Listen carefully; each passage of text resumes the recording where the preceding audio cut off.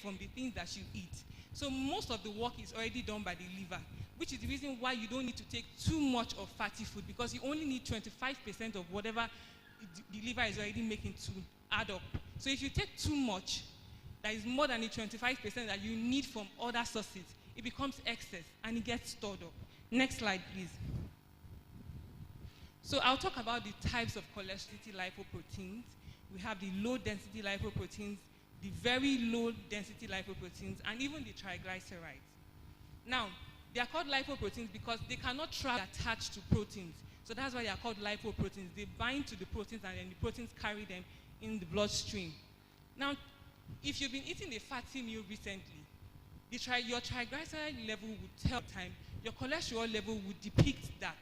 So that's if you were to go for a laboratory test and the technician would check for both your triglyceride level and the other types. So if triglyceride tells me you've been eating fatty meals maybe for 2-3 days for a week, while cholesterol level tells me you've been eating it for over maybe 2 months, 3 months, and thereabout. Now, next slide, please. I'll concentrate on these two excrete cholesterol out of your body. It has several functions, but these two are one of so many other, two of so many others rather. Now, the high-density cholesterol binds cholesterol and it takes it back to the liver for excretion. So it does not allow excess of cholesterol to be stored in the bloodstream. And thereby, it reduces or lowers the risk of heart diseases. But the low-density cholesterol, it builds up cholesterol, lipoprotein, it builds up cholesterol in your arteries. I want you, multimedia, please help me. If you see the diagram, yes, that one. Okay, you can't, okay, I'll use it that way. If you see the diagram here, you see there are yellowish substances by its corner. I would have preferred if you can lighten it so they can see it very well. Those red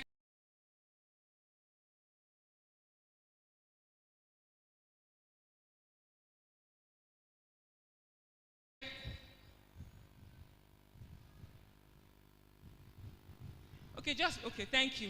That's okay, thank you. The red substances you're seeing there, that's the blood. Let me show you that thing that looks like a tube. That's like an artery. And that's the blood trying to pass through the artery. Now, low density cholesterol, they cause accumulation of fat. And you see those yellowish substances there? Those are fat that they have mounted up, and we call that plaques.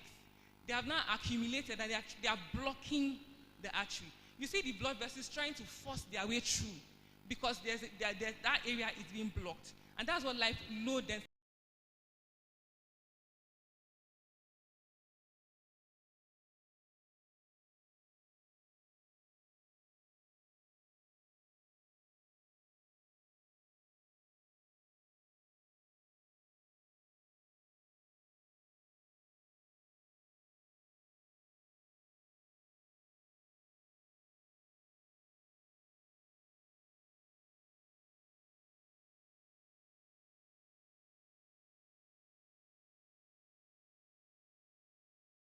That's what causes stroke. Because you know, blood is what carries oxygen. So if for any reason blood can't pass through any point and get to any other part of the body, it means oxygen can't get to that part of the body. And you know, once there's no oxygen, that's cell death. So if it happens in the brain, it can cause stroke. If it happens in the heart, it can cause cardiac arrest. That's why somebody can just slump. Somebody who you're talking to now, the next minute the person slumps. Something like that has happened. So next slide. Now, I'll talk about the risk factors. Here is put at causes, but I would prefer calling it risk factors. Things that can predispose you to having a high cholesterol level. Now, high fatty diet. My leader has already spoken to there's already a lot of oil in chicken. So I don't really understand the reason for frying it again. You know, when you fry it, you get more oil. There's already enough animal fat in chicken, in turkey. Then you fry it and you get more oil. You can grill.